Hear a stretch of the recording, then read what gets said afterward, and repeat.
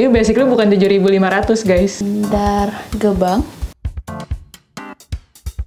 Halo, nama aku Foni. Aku 22 tahun. Aku Indi, umur aku 23 tahun. Nama aku Rakean Wilandana. Aku usia 18 tahun. Aku Naila, aku umur 12 tahun dan hari ini aku akan menjawab Pertanyaan mengenai sampah yang diberikan oleh Kompos Kolektif.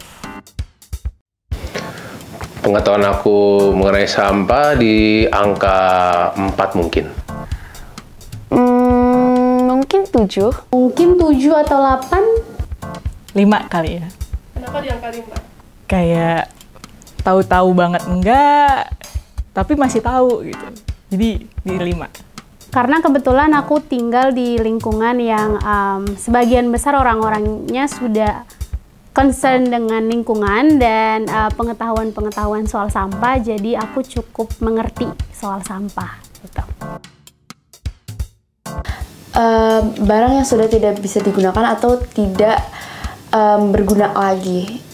Jadi kalau misalnya dia masih bisa digunakan, itu belum termasuk sampah. Misalnya plastik, kresek plastik habis kita belanja, terus tapi masih bisa dilipat dan masih bisa dipakai buat hal berikutnya, itu belum sampah, masih bisa dipakai lagi. Terus tapi kalau udah dibuang ke tanah, which means tanah nggak bisa ngurai, artinya dia udah masuk sampah gitu, udah jadi sampah. Chaos. Kata yang mewakili semua perasaan soal sampah di Jakarta parah banget. Di sepanjang jalan itu tuh plastik banyak banget, sampah banyak banget yang dibuang sama orang. Aku nggak tahu, mungkin nggak ada ketersediaan tempat sampah atau memang kesadaran orangnya nggak ada aja, jadi dia buang sampah di situ. Mungkin upaya yang bisa dilakukan adalah dengan adanya bantuan dari pemerintah daerah atau NGO gitu, untuk menyediakan fasilitas tempat sampah lebih banyak lagi dan mengedukasi masyarakatnya untuk membuang sampah di tempatnya. Dan kalau misalnya mereka belum aware dengan hal itu sih, sejujurnya aku juga bingung mau diapain lagi. Plastik, botol-botol plastik. Karena dari packaging sekarang banyak kan pakainya plastik, jadi aku juga lebih banyak beli produk-produknya yang packaging plastik. Mungkin kalau misalnya kayak di luar gitu, kebanyakan pasti sampah plastik. Nah, tapi kalau misalnya di rumah, sampah makanan sayangnya. Soalnya misalnya kayak tulang ayam, atau ikan, atau kulit jeruk. Mau nggak mau kan kita buang kan. Di beda tempat tuh beda sisa sampah yang aku iniin gitu. Setiap ke kampus atau kemanapun, aku selalu bawa botol kecil, botol aqua kosong, yang aku jadiin tempat sampah pribadi aku. Jadi setiap aku ngasilin sampah kecil-kecilan, aku masukin ke situ, ke botol aqua itu. Jadi aku nggak buang sembarangan. Tapi kalau di rumah sendiri, kita juga udah milih sampah di rumah. Sampah organik dan sampah plastik tuh kita pisahin. Dan ada sampah-sampah yang memang nggak bisa kita tangani sendiri, itu dipisahin dan akan diambil sama bank sampah gitu. Kadang-kadang sih, kalau buang sampah sembarangan enggak, tapi kalau sisa-sisa makanan kadang-kadang. Tergantung, mungkin aku makanannya ada yang alergi atau nggak suka, tapi biasanya tuh aku kasih ke mama papa yang kayak nggak apa-apa dengan makanannya, atau aku ya buang aja sih gitu. Dari rumah tangga, ada sampah dari pabrik, ada sampah organik seperti tumbuh-tumbuhan. Sampah organik adalah sampah yang berasal dari bahan-bahan organik seperti sisa makanan, dedaunan, dan ranting pohon.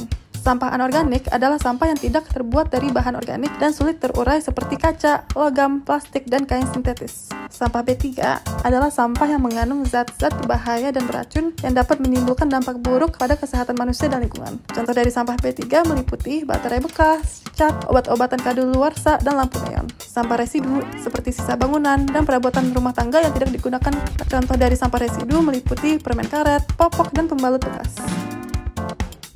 Bandar Gebang. TPA utama Jakarta bernama Bantar Gebang dan berlokasi di Kota Bekasi, Jawa Barat. Oh iya. Oh oke. Aku tahu tapi Bantar Gebang tuh tempat TPA yang isinya tuh gunung semua gitu. Banyak banget ternyata orang-orang yang tinggal di daerah situ, di deket situ gitu. 100 ton? Berapa ratus ton? Setiap hari, sekitar 7.500 ton sampah dari Jakarta dibuang ke TPA Bantar Gebang. Itu bakal jadi biasa aja gitu loh kalau orangnya menghasilkan sampah sebanyak itu di kota dengan penduduk sebanyak ini gitu.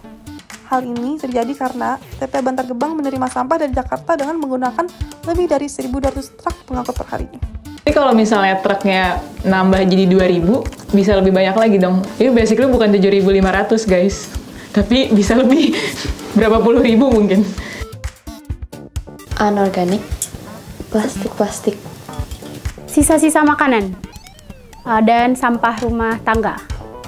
Sampah organik adalah jenis sampah yang paling banyak dihasilkan di Jakarta. Sampah organik berasal dari hewan dan tumbuhan, termasuk sisa makanan.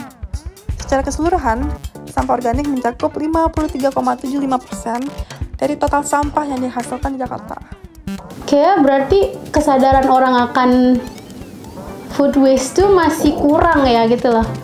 Berarti dia belum cukup teredukasi soal maksudnya food waste yang dihasilkan gitu di dapur.